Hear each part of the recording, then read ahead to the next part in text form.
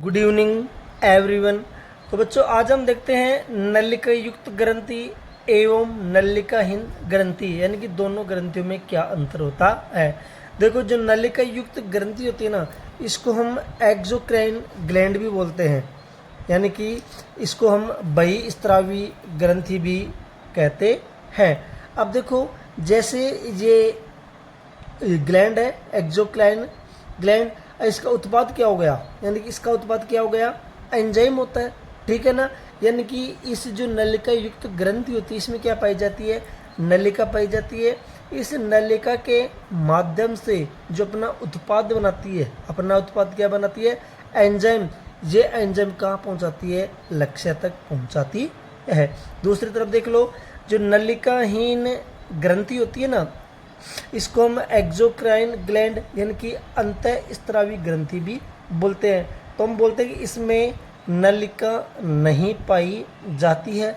और जैसे ये मान लो ये कोई ग्लैंड है, ठीक है ना, इसका उत्पाद क्या हो गया, हार्मोन्स। अब देखो ये हार्मोन्स होता है, इसमें नलिका तो पाई नहीं जाती, ठीक है ना। तो ये अपना जो उत्पाद कहाँ सिक्रेशन या कहाँ स्रावित करती है।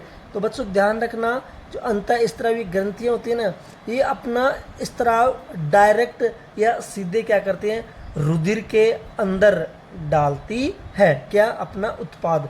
अब रुधिर में क्या डालती हैं, ये हार्मोन्स को डाल देती हैं। तो ये हार्मोन्स के माध्यम से अपने लक्ष्य तक पहुंचते हैं। जैसे ये रक्त नलिका हो गई, इस रक्त नलिका में ये अपना उत्पाद डाल देते हैं, इसलिए इसको अंतःस्रावी ग्रंथि या नलिकाहीन ग्रंथियाँ कहते हैं। अब देखो इसका हार्मोन्स के कार्य क्या हो गया, क्या करता है, ये उत्तेजित करने का कार्य करता है। अब देखो नेक्स्ट स्लाइड में हम देखते हैं अंतःस्रावी ग्रंथि के बारे में। देखो अंतःस्रावी ग्रंथियाँ, अभी हमने बताया था कि अंतःस्रावी ग्रंथियाँ होती है ना, नलिका नहीं पाई जाती है, इसमें नलिकाहीन ग्रंथियाँ होती हैं। और ये अपना स्राव कहाँ डाल देती है, सीधे रुधिर में डालती है। अब देखो, और जो अंतःस्रावी ग्रंथि होती है इसका उत्पाद क्या होता है, हार्मोन्स होता है। अब देखो ये हार्मोन्स कम मात्रा में क्या होते हैं, स्रावित होते हैं, ठीक है।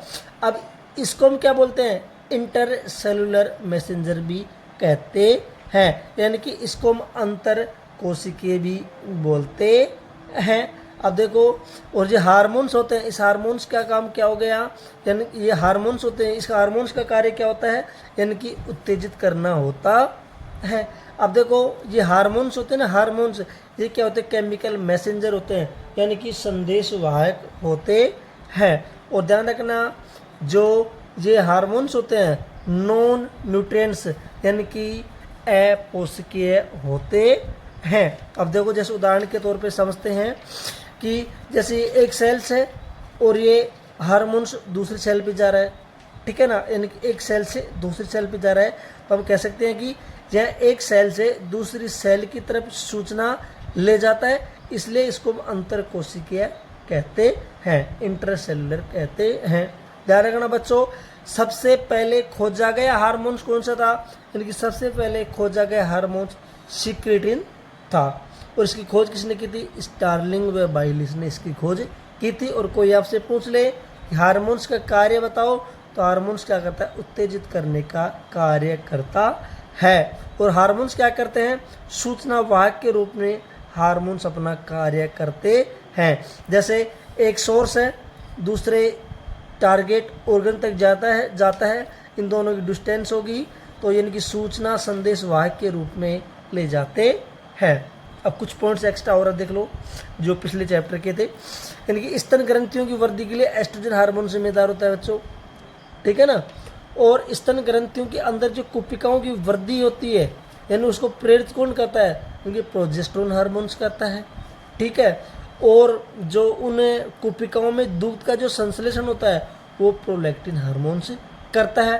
और दुग्ध का निष्कासन कैसे कौन करता है, ऑक्सीटोसिन हार्मोन्स करता है। वीडियो कैसी लगी, अच्छी लगी हो तो शेयर करें, सब्सक्राइब करें एवं बेल आइकन की घंटी को दबाएं। जय हिंद, जय भारत।